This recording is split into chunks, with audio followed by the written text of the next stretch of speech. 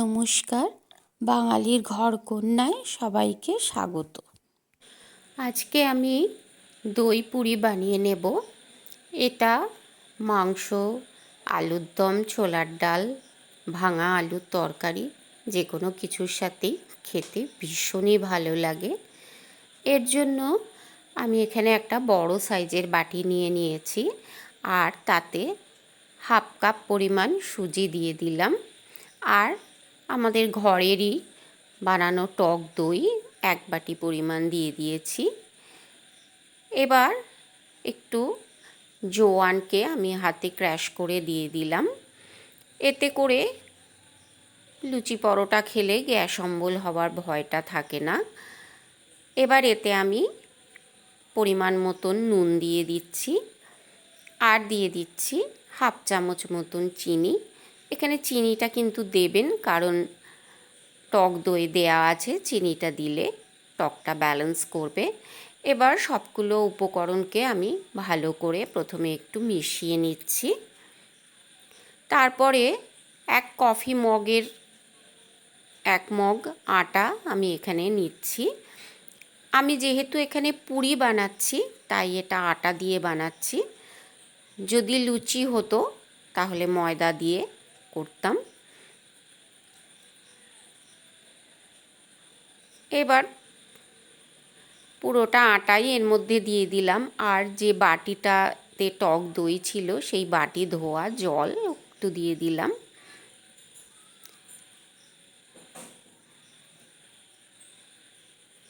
এবার আমি এটাকে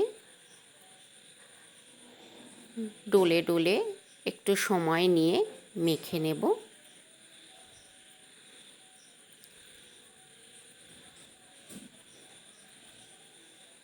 আমার এখানে আরও একটু আটার দরকার ছিল, তাই আমি আরও কিছুটা আটা দিয়ে দিচ্ছি, আর ওই বাটিরই একটু জল দিয়ে দিচ্ছি।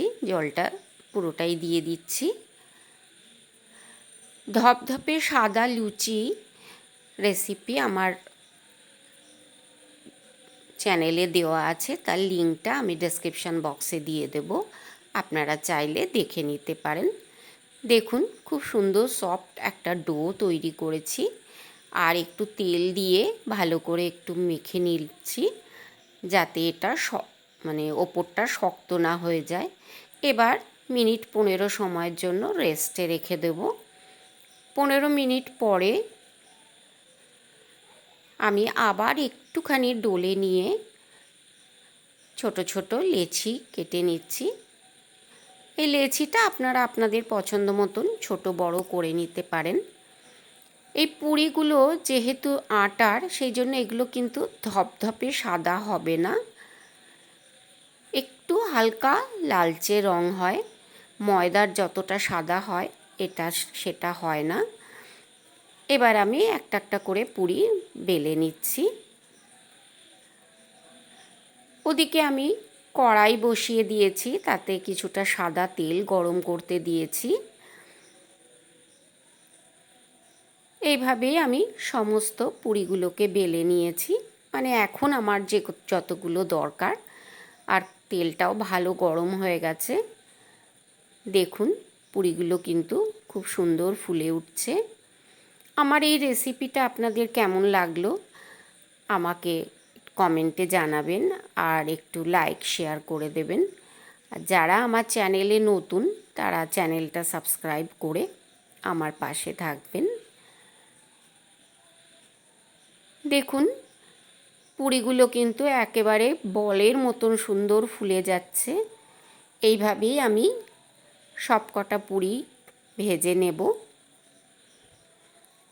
তারপর গরম গরম পরিবেশনের জন্য একদম রেডি।